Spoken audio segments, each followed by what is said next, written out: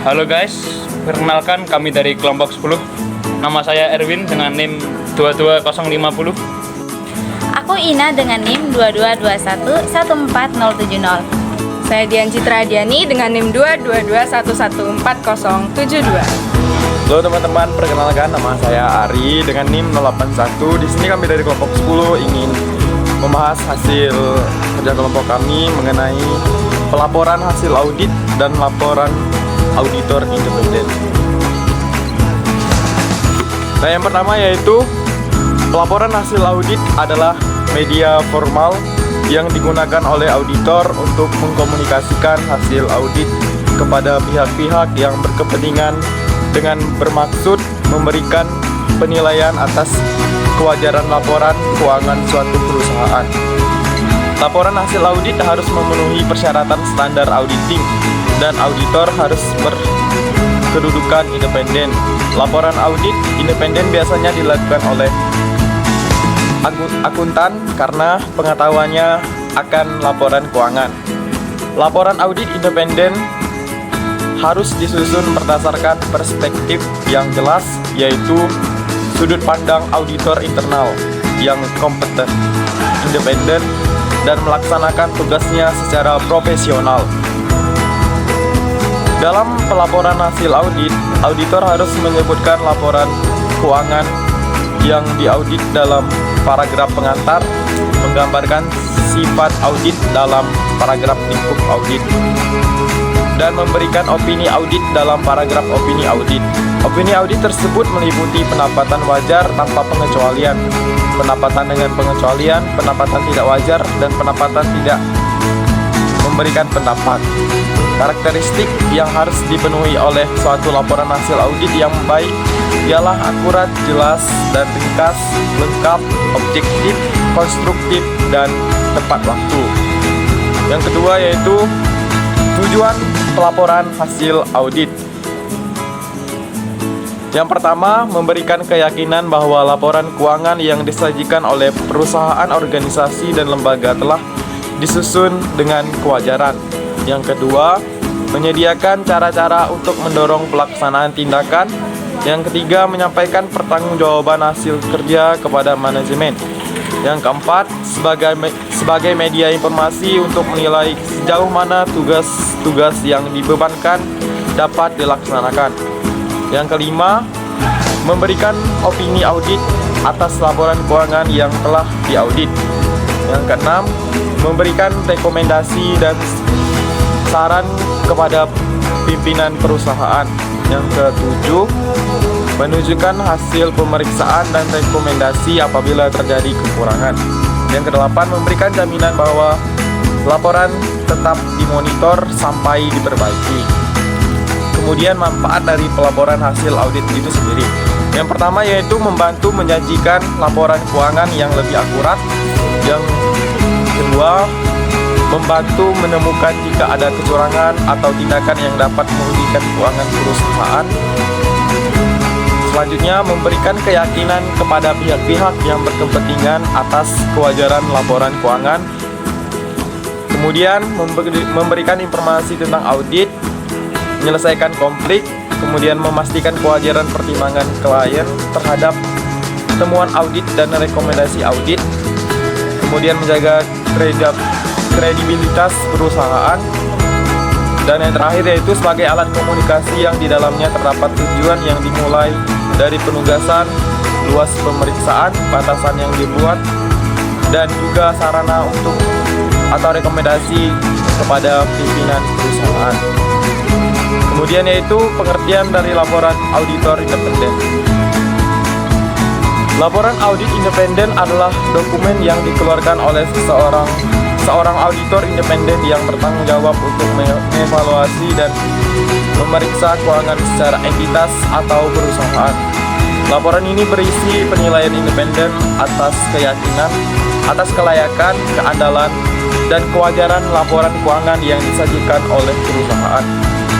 Laporan audit independen mencakup penjelasan tentang lingkup audit, metodologi yang digunakan, temuan utama, dan kesimpulan auditor mengenai apakah laporan keuangan perusahaan tersebut disajikan secara adil dan sesuai dengan prinsip akuntansi yang berlaku.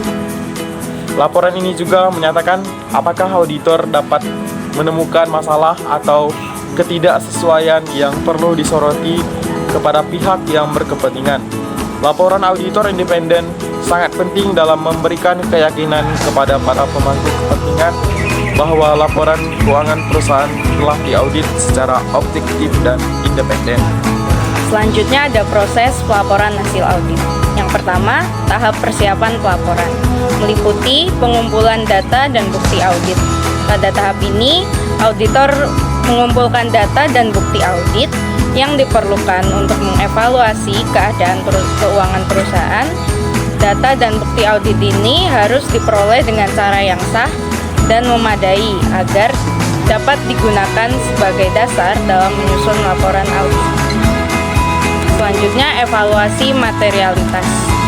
Evaluasi materialitas dilakukan untuk menentukan apakah suatu kesalahan atau ketidaksesuaian dalam laporan keuangan dapat mempengaruhi keputusan pengguna laporan keuangan.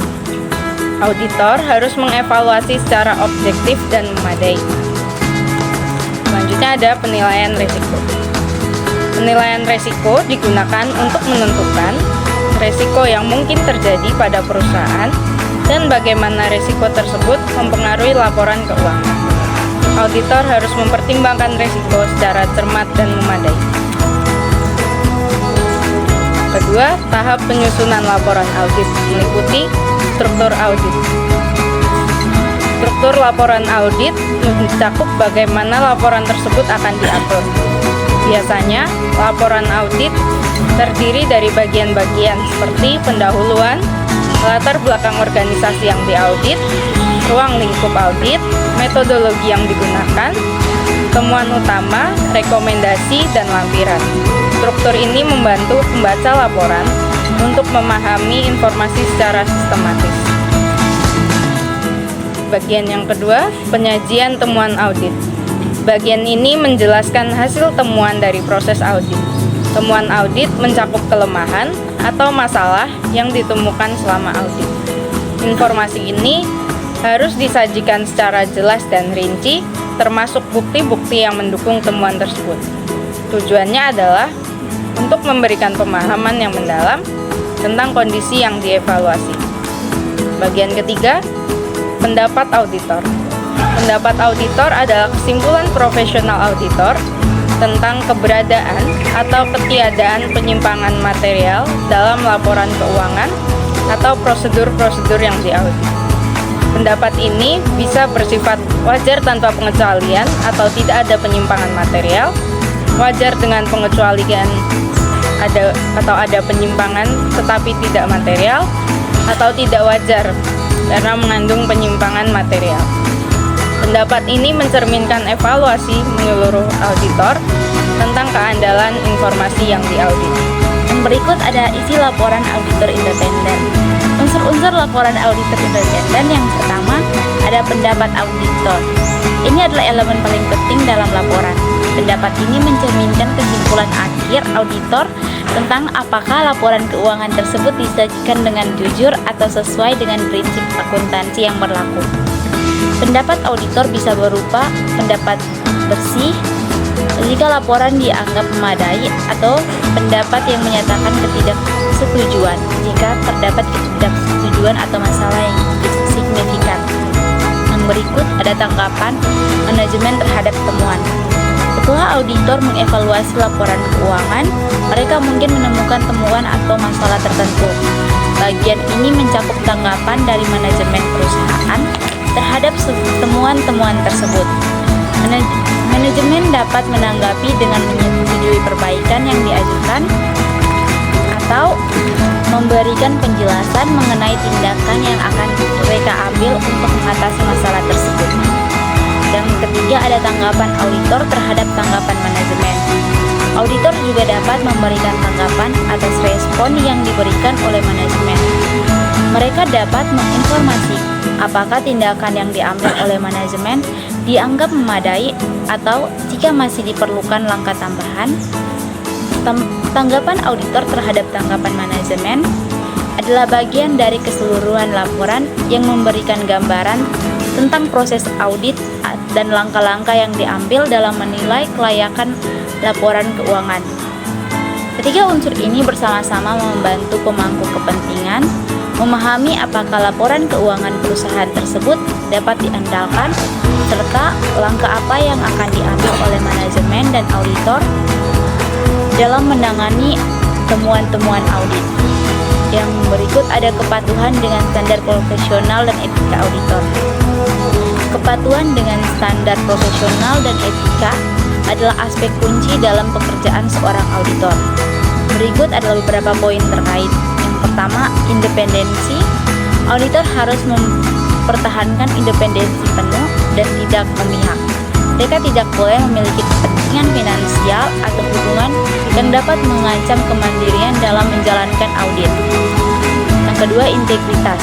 Auditor harus menjunjung tinggi integritas dan kejujuran. Mereka harus melaporkan temuan dengan jujur tanpa memihak atau menyembunyikan masalah yang ditemukan. Yang ketiga, kompetensi dan pelatihan. Auditor harus memiliki kualifikasi dan kompetensi yang sesuai untuk pekerjaan mereka. Mereka juga harus menjalani pelatihan berkelanjutan untuk menjaga keterampilan dan pengetahuan mereka. Yang berikut, rahasia profesional. Auditor harus menjaga kerahasiaan informasi yang mereka peroleh selama audit. Mereka tidak boleh mengungkapkan informasi tersebut tanpa izin, kecuali jika ada kewajiban hukum atau etis untuk melakukannya. Yang kelima, perencanaan dan pengendalian audit. Auditor harus merencanakan audit dengan cermat, termasuk mengidentifikasi risiko dan menentukan prosedur audit yang sesuai. Mereka juga harus menjalankan audit dengan pengendalian yang memadai untuk memastikan keakuratan dan keandalan temuan mereka. Yang berikut, penghindaran konflik kepentingan. Auditor harus menghindari konflik kepentingan yang dapat merusak independensi atau integritas mereka. Ini mencakup menghindari situasi ini di mana mereka atau keluarga mereka memiliki kepentingan finansial dalam perusahaan yang diaudit. Yang ketujuh, standar profesional. Auditor harus mengikuti standar audit yang berlaku seperti standar akuntansi keuangan dan standar audit yang dikeluarkan oleh lembaga profesi akuntan publik. Mereka juga harus mengikuti praktik terbaik dalam industri audit. 8. Ada kepatuhan dengan standar profesi dan etika auditor adalah penting untuk memastikan bahwa proses audit berjalan dengan benar. Laporan keuangan akurat dan kepercayaan publik terjaga. Pelanggaran etika atau standar dalam mengancam kualitas audit dan reputasi audit. Berikutnya ada pelaporan hasil audit dalam kerangka regulasi. Yang pertama, standar pelaporan hasil audit. Standar audit internasional atau ISA. Standar audit internasional adalah seperangkat panduan dan pedoman yang dikeluarkan oleh International Auditing and Assurance Standard Board atau IAASB yang merupakan bagian dari Internal Federation of Accountants atau IFAC. ISA digunakan oleh auditor independen untuk mengatur pelaksanaan audit atas laporan keuangan suatu entitas. ISA bertujuan untuk memberikan pedoman tentang suatu entitas, bagaimana melakukan audit yang independen dan profesional, dan memastikan bahwa auditor memiliki pedoman atau pemahaman yang memadai tentang entitas yang akan diaudit, serta mengidentifikasi risiko yang signifikan dan menyediakan dasar untuk merancang dan melaksanakan audit dengan efisien. Adapun karakteristik dari ISA sendiri, yang pertama adalah relevan, yakni menyediakan pedoman yang relevan untuk situasi audit tertentu. Kemudian yang kedua, bersifat mengikat, yakni auditor diharapkan untuk mengikuti ISA dalam melaksanakan audit. Kemudian jelas dan terperinci, memberikan panduan yang jelas dan terperinci tentang bagaimana melakukan audit. Dan yang terakhir, konsisten, yaitu membantu dalam menciptakan konsistensi. Kemudian standar pelaporan keuangan. Standar pelaporan keuangan adalah seperangkat pedoman dan prinsip yang digunakan oleh entitas bisnis dan organisasi lainnya untuk menyusun dan menyajikan laporan keuangan. Tujuannya adalah untuk memberikan informasi keuangan yang relevan, dapat diandalkan, serta bermanfaat bagi pemangku kepentingan seperti pemegang saham, investor, kreditur, pemerintah, dan lain sebagainya. Standar pelaporan keuangan memberikan kerangka yang konsisten dan memungkinkan perbandingan yang lebih mudah antara berbagai entitas. Beberapa standar pelaporan keuangan yang paling sering digunakan, yang pertama IFRS. IFRS adalah standar pelaporan keuangan yang dikembangkan oleh International Accounting Standard Board atau IASB, yang digunakan secara luas di seluruh dunia, terutama perusahaan yang terdaftar di pasar keuangan internasional. Kemudian yang kedua GAAP. GAAP atau Generally Accepted Accounting Principle adalah seperangkat standar pelaporan keuangan yang digunakan di Amerika Serikat. Hal ini mencakup standar yang diterbitkan oleh FASB untuk perusahaan swasta dan standar yang dikeluarkan oleh Securities and Exchange Commission atau SEC untuk perusahaan yang terdaftar di Bursa Saham Amerika Serikat. Kemudian yang ketiga IPSAS. IPSAS adalah standar pelaporan keuangan yang dikembangkan oleh International Public Sector Accounting Standard Board atau IPSASB dan digunakan oleh entitas sektor publik seperti pemerintah dan organisasi di seluruh dunia. Kemudian yang berikutnya standar pelaporan keuangan nasional. Standar ini banyak digunakan oleh negara-negara yang memiliki standar pelaporan keuangan nasional mereka sendiri, berlaku untuk entitas di wilayah hukum mereka. Ini seringkali mencerminkan prinsip-prinsip yang mirip seperti IFRS dan GAAP, namun sesuai kebijakan dan praktik di negara lokal tersebut. Kemudian berikutnya ada pengaruh regulasi terhadap pelaporan hasil audit. Regulasi memiliki pengaruh yang signifikan terhadap pelaporan hasil audit. Yang pertama ada standar profesional. Regulasi seringkali menetapkan standar profesional yang harus diikuti oleh auditor saat melaksanakan audit. Standar ini mencakup prinsip-prinsip pengumpulan bukti, prosedur audit, pengungkapan, dan penyajian laporan hasil audit. Kemudian yang kedua, independensi auditor. Regulasi umumnya menekankan pentingnya independensi auditor. Auditor harus bebas dari konflik kepentingan dan tekanan eksternal yang dapat mempengaruhi objektivitas mereka. Regulasi dapat menetapkan batasan-batasan tertentu untuk memastikan independensi yang tepat. Kemudian transparansi dan pengungkapan. Regulasi seringkali memerlukan pengungkapan tertentu dalam laporan hasil audit. Auditor harus menjelaskan metodologi audit, estimasi yang digunakan, serta asumsi yang mendasar. Kemudian pemantauan dan kualitas audit. Beberapa regulasi memerlukan pemantauan dan penilaian terhadap kualitas audit yang dilakukan oleh firma audit. Hal ini dapat mencakup audit internal atau pemeriksaan eksternal oleh badan pengatur, yang tujuannya adalah untuk memastikan bahwa audit yang dilakukan dapat terjalin dengan baik atau terlaksana dengan baik. Kemudian sanksi dan konsekuensi. Regulasi memiliki sanksi atau konsekuensi jika terdapat pelanggaran dari standar yang telah ditetapkan. Berikutnya ada dampak perubahan regulasi terhadap laporan auditor independen. Yang pertama terkait dengan isi dan format laporan. Perubahan regulasi dapat mempengaruhi isi dan format laporan. Regulasi baru mungkin menentukan persyaratan tambahan dan informasi yang harus disampaikan oleh auditor dalam laporan. Kemudian bahasa laporan. Regulasi juga dapat mempengaruhi tone dan bahasa laporan yang digunakan dalam laporan auditor independen. Maka dari itu auditor perlu memperhatikan pedoman tertentu yang telah ditetapkan dalam regulasi yang baru. Kemudian kepentingan umum. Regulasi juga dapat mempengaruhi penyebutan tentang isu-isu yang relevan untuk kepentingan umum dalam laporan audit independen. Auditor mungkin perlu memberikan penjelasan tambahan tentang risiko dan masalah yang lebih luas, seperti dampak, keberlanjutan, dan lain-lain. Kemudian yang terakhir, pengungkapan tambahan. Regulasi baru dapat mewajibkan auditor untuk memeriksa dan memberikan pengungkapan tambahan yang relevan dalam laporan auditor independen, seperti pengungkapan tentang peran dan tanggung jawab auditor dalam audit independen. Terakhir yaitu kesimpulan. Pelaporan hasil audit sangat penting dalam praktik pengauditan karena memberikan keyakinan atas kewajaran laporan keuangan, memberikan rekomendasi dan sarana kepada pimpinan perusahaan, membantu menemukan kecurangan atau tindakan yang dapat merugikan keuangan perusahaan, dan menjaga kredibilitas perusahaan. Selain itu, pelaporan hasil audit juga membantu menyelesaikan konflik dan mencapai kesepakatan mengenai fakta-fakta, memberikan opini audit atas laporan keuangan yang telah diaudit, dan memberikan tindakan dini terhadap temuan-temuan serta memastikan kewajaran pertimbangan klien terhadap temuan audit dan rekomendasi audit. Pelaporan hasil audit harus memenuhi persyaratan standar auditing dan auditor harus berkedudukan independen. Karakteristik laporan hasil audit yang baik ialah akurat, jelas, dan ringkas, lengkap, objektif, konstruktif, dan tepat waktu.